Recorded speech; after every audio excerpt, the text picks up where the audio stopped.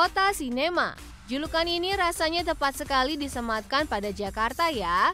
Karena selain menjadi lokasi dari bioskop dan sejarah distribusi film pertama di Indonesia, ternyata Jakarta juga menjadi satu-satunya tuan rumah bagi pusat arsip perfilman terbesar dan terlengkap di Indonesia, bahkan hingga sekawasan Asia Tenggara. Wow! Langsung saja yuk kita meluncur ke selatan Jakarta, tepatnya di lantai 4 Gedung Pusat Perfilman Usmar Ismail.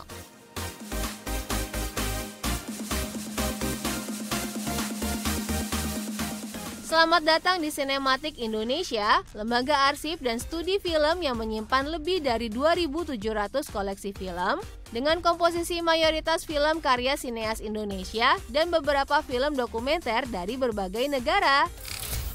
Sejarah sinematik Indonesia dimulai dari keprihatinan Misbah Yusabiran, seorang sutradara film dan sastrawan Asrul Sani atas minimnya kesadaran mengarsip film Indonesia.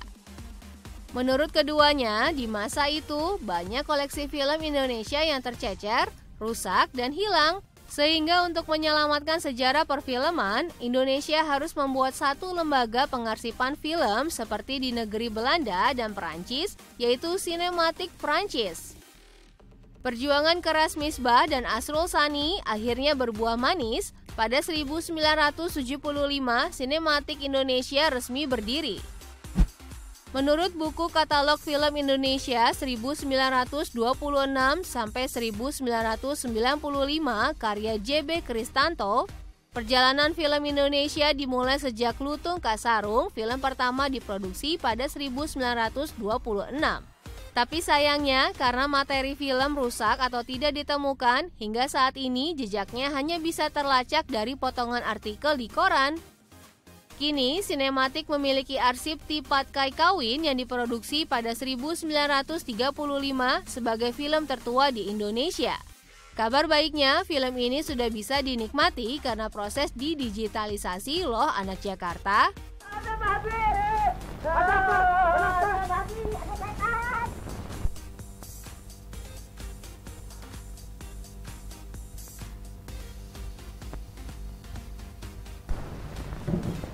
Ada apa sih?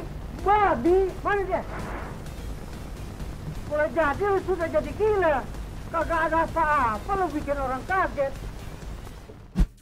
Dari buku karya jurnalis dan penulis film J.B. Kristanto, kita dapat memetakan corak atau langgam perfilman Indonesia, misalnya pada era 1926 sampai 1950-an, layar sinema kita dihiasi dengan film bercorak peranakan Tionghoa, seperti karya Kui Tek Hoi berjudul Bunga Rus dari Cikembang. Di era 1950 sampai 1960-an, marak film bercorak perjuangan kemerdekaan Indonesia seperti Lewat Jam Malam tahun 1954, Tiga Darah tahun 1957, dan Pagar Kawat Berduri 1961. Dan di era 1970 sampai 1980, corak dan genre pun semakin beragam. Seiring dengan kemerdekaan Indonesia, para sineas kita pun mulai produktif berkarya dan mengharumkan nama Indonesia di dunia perfilman Indonesia. Piala Festival Film Indonesia pertama di tahun 1955 pun bisa anak Jakarta lihat di Sinematik. Anak Jakarta pasti sudah tahu ya prestasi para sineas kita di kancah film dunia.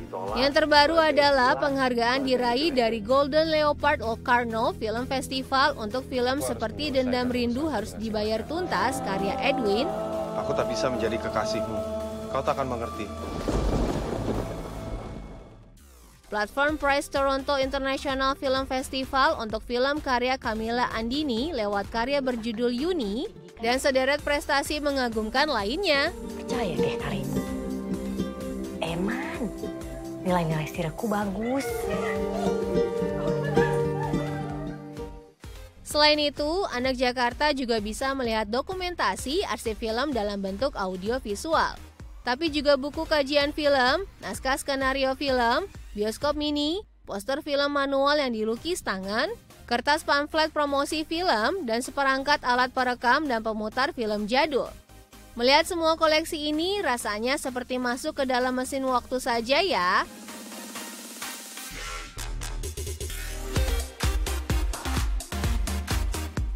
Wah, sepertinya anak Jakarta sudah mulai larut dengan pesona koleksi sinematik ya. Tunggu-tunggu, masih ada satu ruangan lagi yang pasti membuat anak Jakarta semakin kagum dan bangga dengan film Indonesia. Dari lantai 4 kita turun ke lantai bawah tanah, tempat penyimpanan roll film atau seluloid, kaset video Betamax sampai kepingan VCD dan DVD.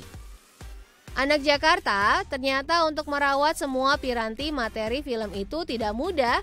Diperlukan kesabaran dan ketelitian untuk agar kualitasnya tetap terjaga. Untuk menceritakan ruang penyimpanan piranti film ini, tim Jakarta ditemani Pak Firdaus yang sudah mengabdi sebagai perawat film sejak 20 tahun lalu. Menurut Pak Firdaus, untuk merawat film diperlukan setidaknya 3 cara.